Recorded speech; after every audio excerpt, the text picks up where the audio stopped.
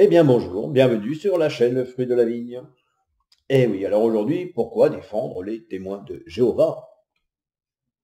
C'est vrai que je pourrais trouver un tas d'occasions hein, contre l'organisation des témoins de Jéhovah. La propagande qu'ils font par téléphone, puisque maintenant ils ne peuvent plus faire du porte-à-porte, ce qu'on appelait du démarchage, mais aussi leur placement de revues. Eh oui, ça c'est incroyable. Donc comment on peut définir la propagande hein? C'est reproduire par bouture, c'est-à-dire propager.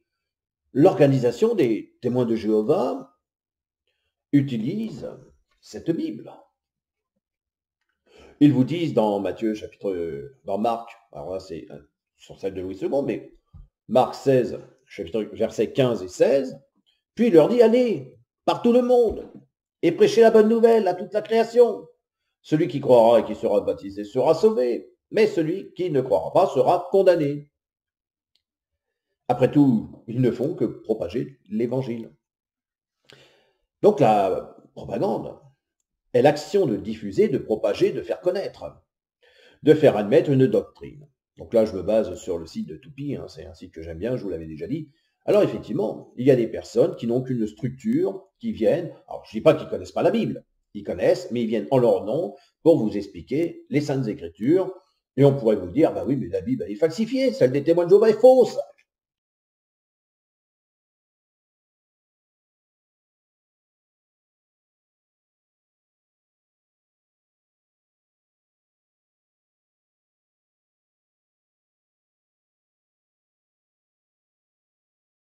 Et ça, on va en parler aussi à un moment donné. Hein. Ah mais tu comprends, attends, moi j'ai connu, je discute avec des témoins de Jéhovah, les témoins de Jéhovah me disent que Jésus n'est pas Dieu. Ah bon? Ah ben je vais prendre leur Bible et on va lire la lettre de Jean. Puisque vous me dites qu'il y a une propagande derrière. Ah mais non, attends, ils disent il est pas Dieu, ils disent que c'est un archange, que... On va reprendre l'écriture. Au commencement était la parole, et la parole était avec Dieu, et la parole était un Dieu. Donc Jésus, étant la parole, est un Dieu. On reconnaît, lorsqu'on est témoin de Jéhovah, que Jésus est un Dieu, sauf qu'on reconnaît qu'il est un petit Dieu, ce qui est différent. Donc quand on dit, les témoins de Jéhovah disent que Jésus n'est pas Dieu, ils le reconnaissent comme un Dieu. Vous voyez, c'est bien plus qu'un homme. Eh oui, quand Pierre va dire qu'il ne connaît pas Jésus parce qu'il ne veut pas mourir, il le reconnaît comme un Dieu, mais il ne le reconnaît pas à ce moment-là comme un homme devant les autres. Je ne connais point cet homme. Mais il ne dit pas je ne connais point ce Dieu. Vous voyez, bon. Donc après tout, ils font que propager l'évangile. La propagande est l'action quand même de diffuser, de propager, de faire connaître, de faire admettre une doctrine, une idée, une théorie politique, par exemple. Et oui, son but est d'influencer l'opinion publique, c'est-à-dire soumettre à son influence. J'ai une Bible en main, j'apporte des arguments, je t'invite à rejoindre le Christ. Sauf que, pour ne pas dire, je t'invite à rejoindre mes idées interprétées par les Saintes Écritures. Ah ben ouais. Donc son but est d'influencer l'opinion, de modifier sa perception d'événements, de personnes, de produits, de convertir, de mobiliser ou de rallier des partisans, de rallier une communauté de frères et sœurs. La propagande prend la forme de campagnes de diffusion d'informations toujours partiales et déformées, à grande échelle, parfois insidieuses. D'ailleurs, des gens vont vous dire que l'organisation propage des idées à partir de revues. La revue, la tour de garde, le réveillez-vous. Mais ceux qui vous disent cela, le font également. D'accord? Pour revenir sur la doctrine, je citerai Georges Christophe Lichtenberg. Le fait de comprendre une doctrine ne constitue pas une raison suffisante pour la croire vraie. Moi, je ne prends pas la doctrine de l'organisation pour argent comptant, mais je fais pareil avec les autres doctrines. Un sage, c'est celui qui continue d'apprendre. Et je me rends bien compte que si je regarde les Saintes Écritures, parfois il y a des choses qui me rassemblent, parfois il y a des choses qui m'éloignent des autres. C'est l'action d'enseigner. C'est l'enseignement, c'est la théorie, c'est la méthode. Une doctrine est l'ensemble des dogmes, des opinions, des croyances, des principes, des thèses ou des conceptions théoriques qui font partie d'un enseignement, ou que l'on adopte. Ou que l'on adopte. Elle peut être d'ordre politique, économique, philosophique, religieux, scientifique. Elle a pour but de guider l'action et d'aider à interpréter les faits. Voilà ce que fait la structure de l'organisation des témoins de Jéhovah. Ils en lisent les Écritures, ils essayent d'en interpréter les faits, en tout cas de s'en rapprocher plus des frais vers la vérité, pour eux, que celle des autres organisations religieuses. Une doctrine forme un système intellectuel que l'on associe à un penseur. La doctrine, par exemple, regardez de Marx, ou par exemple un mouvement de pensée comme la doctrine libérale, ou encore une matière particulière, la doctrine de l'immortalité de l'âme, ou encore plus, comme je viens de vous citer, la doctrine concernant, à savoir si Jésus est Dieu ou pas Dieu, et dont on a pu voir dans la première lettre de Jean, chapitre 1er, que pour un témoin de Jéhovah, Jésus est un Dieu. Mais il arrive que vous allez rencontrer un témoin de Jéhovah qui va vous dire, ah non, il n'est pas Dieu, parce que quand vous lui dites ça, lui, dans l'idée qu'il a, c'est que vous lui dites qu'il est au même niveau que le Père. Et que lui va vous dire, bah non, c'est pas possible. Donc il vous dit, il n'est pas Dieu dans cette pensée-là. On utilise aussi le mot doctrine pour désigner un élément d'un système plus global. Exemple, la doctrine bouddhiste ou la réincarnation. De la réincarnation. Lorsqu'une autorité, par exemple, religieuse, pour nous, c'est le collège central.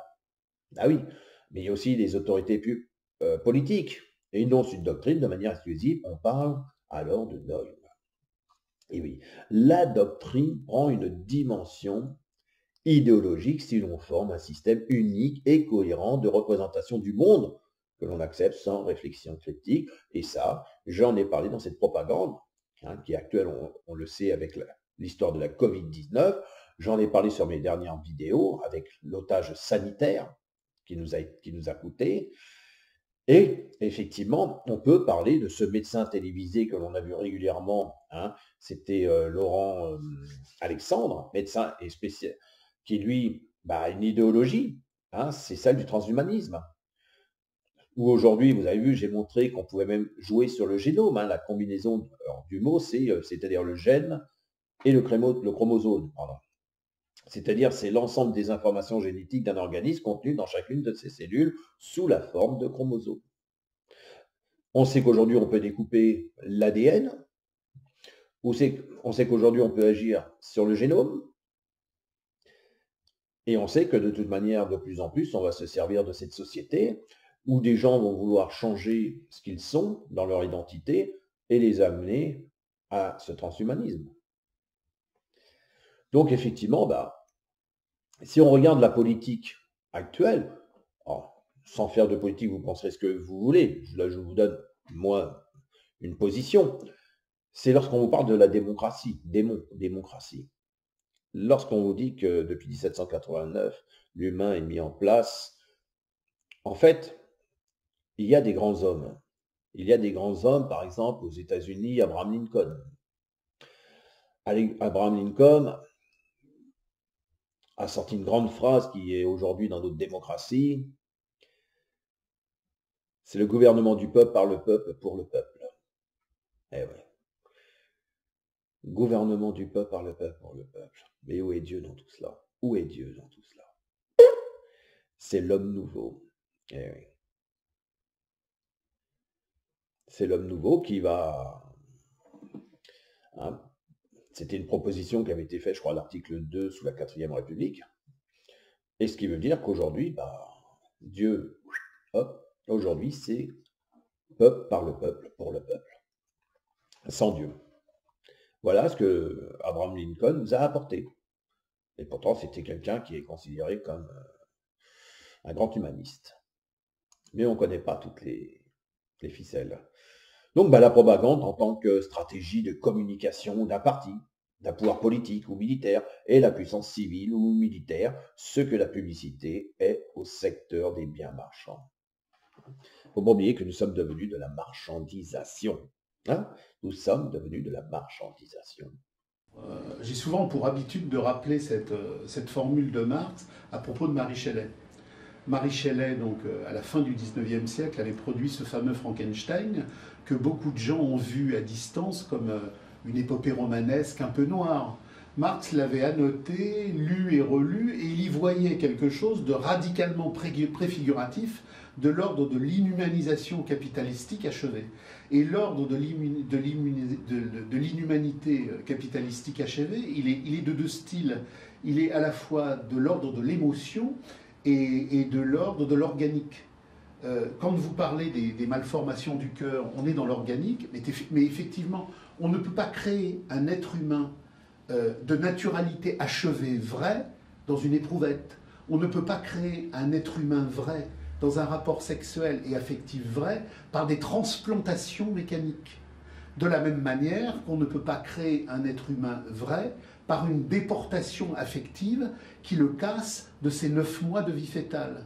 Donc, ce qu'il faut bien comprendre dans la PMA, la GPA et dans toute cette orgie industrielle du capital, c'est qu'on va non seulement construire des monstres fonctionnels, avec des reins qui ne marcheront pas, avec des cœurs qui ne marcheront pas, avec des systèmes artériels qui ne marcheront pas, parce qu'on aura une mécanique éprouvette anti-humaine. La possibilité technique du bébé éprouvette ne mène pas à cet accomplissement de la maternité de femmes qui seraient frappées par le destin, mais il sert en réalité, il servira surtout à une industrialisation de la production des enfants telle que l'a anticipé de manière extraordinairement frappante Aldous Huxley dans Le meilleur des mondes. Nous sommes des produits. Et de dire, ben oui, mais ils font des essais sur nous, c'est interdit, c'est faux, parce que j'avais lu, alors il faudrait que je le retrouve et que je vous donne ça. Il est dit dans les lois qu'ils ont le droit de faire des recherches sur les... C'était Francis Cousin qui en avait parlé. Ouais, Francis Cousin. Il faudrait que je retrouve, et justement, il avait expliqué que de toute manière, ils ont le droit, à un moment donné, pour protéger son peuple, de faire des recherches ou faire de ce qu'ils font aujourd'hui avec l'histoire de la Covid. Ils ont le droit. Donc la propagande moderne exploite des connaissances et des techniques. Regardez la JW.org, forcément, elle utilise ces outils. Et franchement, même si on n'adhère pas, moi, on n'avait pas la JW.org quand on a commencé. On avait quand même beaucoup d'ouvrages, beaucoup de livres. Moi j'étais en admiration pour ça. Je me suis dit, c'est vrai qu'on a... Et j'aurais aimé avoir plus de vidéos, Et aujourd'hui, il y en a. Ceux qui veulent rentrer dans l'organisation, ils ont énormément de vidéos, de films. Et ben oui, c'est de la propagande moderne qui exploite les connaissances et les techniques. Et oui, c'est de la psychologie, de la communication. Et oui. Elle privilégie la manipulation aussi des émotions. Mais on ne peut pas dire que personne manipule personne. Même nous manipulons. Donc à un moment donné, il faut arrêter de se croire au-dessus de tout le monde et de dire que les autres sont comme ça.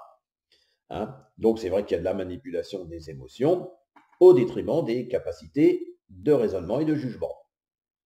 Et souvent, on est amené à plus être dans l'émotion, puisque c'est ce que fait aujourd'hui. Vous regardez à la télé, on est plus dans les émotions. Oh, mais ça, c'est horrible. On va plus dans le jugement, on est dans l'émotion. Donc la propagande est le terme officiel, par exemple en France, pour désigner les programmes et professions de foi dans les campagnes électorales. Je dis bien, on parle bien de profession de foi. Votez pour moi, et si, et ça, et machin. Il faut savoir que de manière, qui que ce soit pour qui vous allez voter, c'est pas vous qui déciderez, c'est pas les représentants, ceux qui vous représenteront qui décideront, c'est Bruxelles. Donc le sens moderne du mot propagande, plutôt péjoratif, date de la Première Guerre mondiale. Et oui, dans le sens commun, la propagande correspond à la désinformation mise au service d'une cause politique ou d'intérêt particulier. Une désinformation. Moi, je l'ai conçu quand je discute. Regardez, par exemple, un personnage que moi je trouve très... Alors, on peut être en désaccord. Mais un personnage que je trouve très intéressant, qui lui a au moins un destin, c'est Kémy Séba. Vous voyez, aujourd'hui, Kémy Séba se bat pour son pays. Et au regard de certains dirigeants d'Afrique, par exemple, ouais, mais Luc, tu fais de la politique, tu t'éloignes des témoins de Jéhovah. Non, mais c'est pour vous expliquer. Il faut quand même aussi que j'apporte quelques couleurs. Et c'est vrai que quand on regarde, certains pays d'Afrique sont toujours asservis à la propagande française. Pourtant, j'aime mon pays. Sauf que moi, ce que je peux dire, c'est que la République française, elle est française, mais la France n'est pas républicaine. Pourquoi? Parce que la France n'était pas, les rois ont été des lieutenants de Jésus, il y avait Dieu, hein. Et puis si même on parlait, si aujourd'hui on devait parler de la laïcité, même moi, à un moment donné, je disais que la laïcité, elle démarrait à partir du moment où quand Jésus a dit « Rendez à César ce qui appartient à César et à Dieu ce qui appartient », la laïcité commence bien avant et bien antérieure encore à cela. Jésus n'a fait qu'interpréter un des textes anciens. Mais effectivement, il ne faut pas trop que je m'écarte de mon sujet. Alors, je ne crois pas. Je ne crois pas que la société Watchtower désinforme. Elle a ses idées. Puis il ne faut pas aller toujours sur l'assujettissement d'une doctrine à une autre. Parce que certains vont nous dire la société Watchtower, et puis sont assujettis à d'autres doctrines et asservis à d'autres personnes. Quelque chose d'important. Les techniques de propagande ne sont pas l'apanage des dictatures. On les trouve également dans les démocraties, ce que j'appelle encore la démocratie, sous le nom de communication politique ou communication théocratique. Contrairement aux dictatures utilisant des moyens coercitifs et le pouvoir militaire, dans les démocraties, les moyens de conquête ou de conservation de pouvoir sont fondés sur la persuasion et s'appuient sur le pouvoir des médias, ce que l'on vit actuellement. Forcément, les médias ne vont pas aller contre un gouvernement lorsqu'on sait que le gouvernement fait en sorte qu'ils n'ont pas d'impôts à payer. Ils ont des niches fiscales bien cachées, donc ils ne vont pas aller contre un gouvernement qui après va leur dire si c'est comme ça, on vous enlève les niches fiscales et on vous fait payer des impôts. Oui. Donc c'est vrai, quand on prend l'adjectif coercitif, qualifie en parlant d'une autorité ce qui contient le droit de coercition, ce qui a le pouvoir de coercition, c'est-à-dire de contraindre quelqu'un pour l'obliger à respecter la loi. Lorsque j'avais lu l'ouvrage de Dominique Legueux, Une dictature douce, je vous mettrai je ne veux pas écorcher son nom, je vous mettrai la photo, parce que vous voyez, c'est des choses qui sont directes, comme ça, et je n'ai pas spécialement les livres à côté, donc je vous le mettrai. Il dit une dictature douce, pourquoi?